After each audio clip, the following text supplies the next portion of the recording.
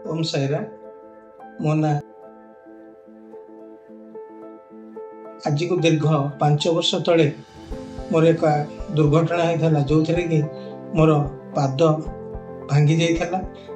दुर्भाग्यवशत मत डायबिटीज थी से कष्ट मत जना पड़ ना।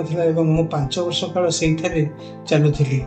हठात 5 वर्ष पर मो पाद टी बंका होगला।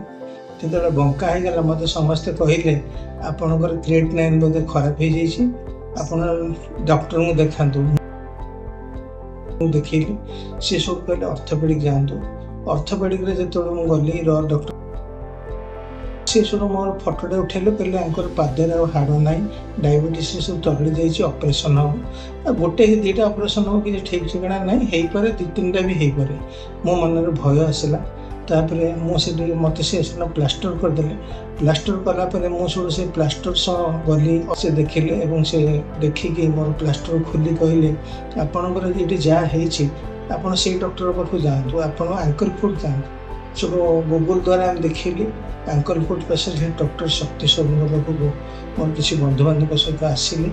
आसला सार सहित मत देखाला मत जमी भगवान द्वितीय रूप देखागला।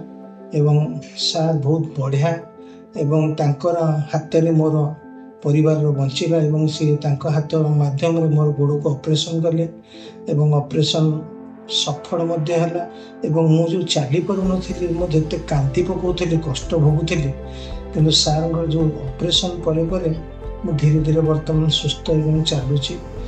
मोर समस्त को प्रणाम। विशेषकर भगवान श्री जगन्नाथ साईनाथ पाखे प्रार्थना करुच्ची डॉक्टर शक्ति स्वरूप आहरी एपरी विजयी हूँ। समस्ते सेवारे धन्य हूँ। समस्त मंगल हो। जय श्री साई।